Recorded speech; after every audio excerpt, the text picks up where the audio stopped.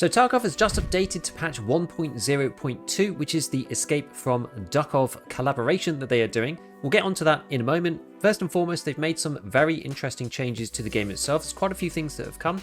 First one that I want to point out is that they have listed something as a bug that they actually removed a while ago. It does have quite a big impact on the game, which is ammo packs. So ammo packs were removed from the flea market, and with this patch, they've been added back. So if we go to look at the player-only ammo packs, you can see that quite a lot has been added back, and you can pretty much buy any of these on the flea. This makes a really big difference, and some of the ones that I would like to point out in particular are, for example, M856A1, which is back, which is basically the staple bullet for 5.56 because it has 38 pen, but you can also buy M855A1 as well. Now this is expensive, 100 piece, that makes these 2,300 per bullet. M855A1 isn't purchasable anywhere else on the regular traders. They have added something to ref, which we'll look at in a second, but you can now buy this on the flea market again. The other ones that I want to point out that are particularly interesting is CBJ or the MCX. This one is pretty good, and this allows you to run that before you get to level 4 traders if you want. We've also got 762M80 on here, which again is quite expensive, but if you do want to top load it and do something min-maxy, then you can do that. We have 366 TKM AP if you want to use the VPO. This one's pretty good. And we also have a few others as well. We've got all the way up to PS on 762x54. This is typically known for going into the SVDs. This is very useful for completing Punisher Part 6, but it also means you're able to use the SVT as well if you want a budget combo that is going to kill most people in 2 hits.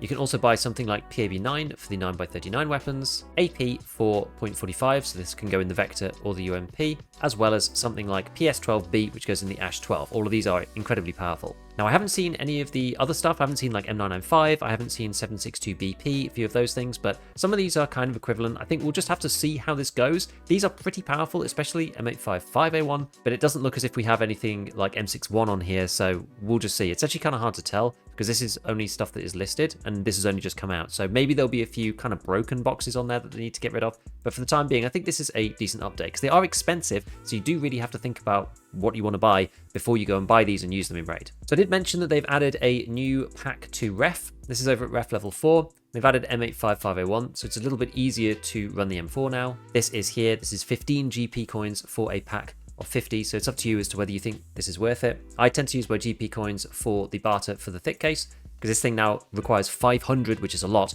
This is down from 10 to 3-leggers, but the GP coins, they're a bit more in demand now because you need 500 of them to get this thick case. Outside of this, there are a bunch of changes to the actual ammo stacks themselves. You might be able to see here, because I was testing around with a few of them. I'm going to put up the full list on the screen so you can see it yourself, but we'll go through a few notable examples. So in particular, 5.56 is now 80. You can get these 80 in a stack. And 5.45 is also 80 as well. A lot of the SMG cartridges are now 100. So if you look at something like AP6.3, that now stacks up to 100.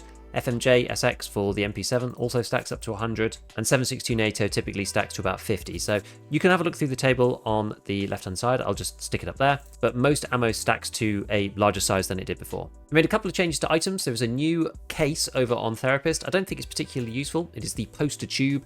It costs 4 clocks, 2 teapots, and a vase. You can instead just go and buy it on the flea. I think they're only about 400k. It's not really that great. I don't really keep posters around. Maybe this is worthwhile because we're on the permanent account. If you don't want a prestige or something like that. It does give you a lot of storage space in here. This is 80 slots, I believe, it says down there. It's 80 slots. So you can put posters in this if you wish, if you're a poster collector, but I don't think many people are going to use this. There's one other one, which is on mechanic. There's the barter for the 50 round drum, which is for 7.62x51, which is pretty powerful. It said on the notes that they had changed this from 1 to 5, but it actually looks like you can buy 6 now. So this is still 3 TP200s and 1 all. This is typically used in the SCAR. You can also use it in the SR25, like I showed the other day in my other video, and also in the MDR. There's quite a few weapons. You can just link search it and go and see which weapons are available. So all of these guys can take the 50 round drum. The SCAR, you have to change over to the X17 variant, but all these other ones will take it if you want. They've also changed the way that money works on the traders. Now, this is a little bit weird at the moment. So if we go into Peacekeeper level 1 and have a look and see what his costs, dollars are now 142 from him,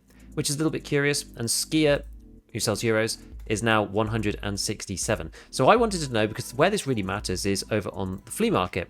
And something really strange is that if you go and look at Moonshine, because this is typically how I used to basically farm money, if you buy one of these things at 225,000 rubles, and then we go to list it in USD, using the trader price, this is equivalent to $1,584. And according to the estimate, this puts it at 185 328. We used to be able to do this to basically get this underneath here. But the issue is now, if you tweak this so that it's more in line, so this is 1900 USD and that should be 222. So normally this would have gone under here.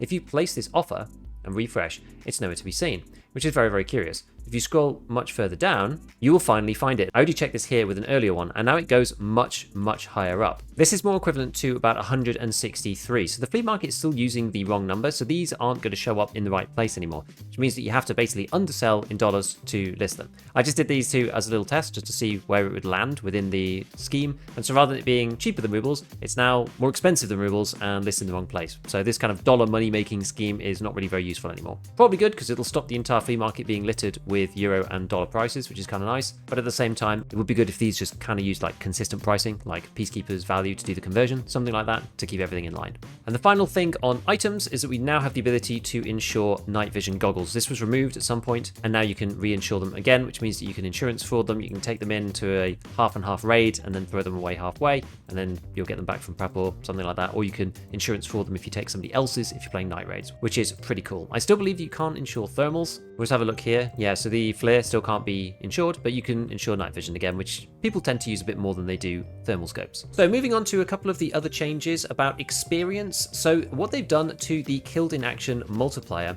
Originally, with this wipe, it was very punitive and probably a hangover from hardcore, that when you died in action, you got way less XP than when you survived. This is to try to promote you to want to survive and save your life, but within 1.0, the experience to get to each level has been increased a lot. And so BSG have made some adjustments to the way that XP works, and they've changed the multiplier from 0.4, so you got penalized 60% of your XP when you died, and that's moved up to 0.75 instead. This means that you're basically going to get nearly double the amount of XP that you used to when you died. So if you have a huge raid and you survive right to the end and then you die at the last moment to somebody camping the extract or a random player scav or something, then you'll get a lot more than you would have before. A 3 or 4k death is now more like 7 or 8,000, which should go some way to close the XP gap a bit. The place that people were struggling the most on this was with Prestige. Prestige took level 55 to get to before you opened up the New Beginnings quest, and they've moved that down from level 55 to level 47, which is much more doable, although still quite a lot higher than it used to be because of the XP requirement to get to each level. To counteract that, they've also reduced the experience gain for killing bots and bosses in the Labyrinth, because that was basically the only way that people were able to get enough XP in a short enough period of time for it to be sensible to actually get through and Prestige, because that grind from 46 up to 55 was absolutely crazy. Now, in Raid itself, an obvious change is that the snow is kind of gone. They've changed the weather over from the winter season to kind of early spring. Now, I will note that there is still snow in certain places. If you walk around on customs, we've now got the squelchy noise back again, marshy kind of underfoot, but there is still some snow around, so it's not gone completely. But the main thing they've added in Raid is this lens effect on the outside of our LPVOs. When I was actually using the scopes themselves and testing them, it doesn't seem like the visibility down the scope itself has changed at all. I remember seeing on Tarkov TV that it looked like there was going to be something a little bit different when you were looking through it. You're going to have some kind of specular effect, some glow, some reflection when you're actually using them, but it doesn't seem to be the case. It only seems to be when you're passively looking at the optics and not aimed down sights. But one thing that I've noticed that is quite interesting about them is that the pattern doesn't actually reflect the world around us. It's not even a screen space reflection or anything like that. It's a set, fixed, baked in pattern, which doesn't change no matter where you're on the map or which map you're on. I tested this on a few maps just to make sure, and I noticed something, that the same mapping for this reflection seems to be identical on different maps, which gave me a little idea, and it does appear that it is related to the cardinal directions. The implications for this, I haven't tested it in every single place, but it almost seems like you might be able to use the scope reflection as a little bit of a compass. There's sort of 4 major blobs within the mapping of the reflection. There's a Africa type looking one, there's a big blob, and then there's 2 little blobs. If you're looking at the Africa type symbol, then you're pointing basically southeast. If you're looking at the big blob, then it's pretty much northwest. I went to test this on customs, on woods, and reserve, and it did actually work on all these 3 maps. So I haven't done extensive testing for it, but it's just some little oddity that might be interesting to know in the back of your head. Unfortunately, I did go to test the customs area with all the gratings. It does still tank my FPS, which is sad. So people who've got my particular architecture setup problem, that means that this area tanks your FPS down to about 60 FPS without any bots on or anything like that. That problem is still in the game, which is a real shame. I was hoping that they would at least do something to that geometry to fix it, but alas. Right, so I've just slapped together a VSS so we can have a look at the next part, which is that BSG have buffed quite a lot the 9x39 weapons. So what they've done is they've reduced the heat generated when firing those particular rounds. So as we can see with the VSS, after full mag of 30, it does get hot, but it's nowhere near as hot as it used to be. This means that these guns aren't going to jam anywhere near as quickly as they used to, and you're probably going to be able to fire 2 full magazines on full auto without jamming from heat, rather than before you were basically up against the limit when you fired 1. I believe they've made this change in Arena as well, so it's made these weapons a little bit better. This was kind of a hangover from a time when these guns were really, really powerful, and that really isn't the case anymore. They're still good, honestly, they're still really good, but there's just lots of good guns in the game now, and so I feel like it probably was time to reduce the heat requirement on these a little bit. There have been 3 changes to endgame tasks to make them a little bit less painful. The first one is goals and means, which is a new one to eliminate 20 PMC operatives from over 50 meters away using a 9x39 caliber weapon. This used to be 100 meters and was very, very difficult to complete, and this unlocked the new AS Val Mod 4. So this was a 1.0 style quest. It's now down to 50 meters from 100, which makes it much more completable, and so you might be seeing a few more AS Val Mod 4s around in your raids. The next one is hunting trip. This one is a classic Kappa one where you have to eliminate Sturmen with a headshot from over 40 meters away using an M700 sniper rifle with the specified scope, which is attack 30. Being 40 meters is a lot better than the previous requirement of 75 from a completability perspective. I didn't think 75 actually was necessarily too bad, but there were only so many spots where you could actually see him from, so it was doable, and I did it myself this wipe, and I don't consider myself a very good sniper particularly. But 40 meters means that you can do it from more places around the sawmill. The final one is connections up north. This is the one that unlocks the Sacco, which is the other 338 Lapua sniper rifle. You don't see many of these because connections up north required 50 PMC kills from over 40 meters away using a bolt action rifle with a night or thermal scope on it, which was quite hard. They've reduced the PMC kill requirement from 50 down to 20. So previously this was an extreme slog to get 50 kills. There's very few quests in the game that require that much grind. 50 PMC kills is a serious amount, especially with that kind of scope. But this is a bit more doable if you are a sniper and you do want to get the Sacco, but you haven't been bothered to get the 50 kills for it. We have one change to the hideout, which is that the pineapple juice craft has been replaced with a can of beef stew craft. This probably helps more early game than anything else. Don't really know why the pineapple one was here in the first place, but you can now craft cans of beef stew if you want to in the hideout. Not a very important change, but just bear in mind in case you do need it for some reason.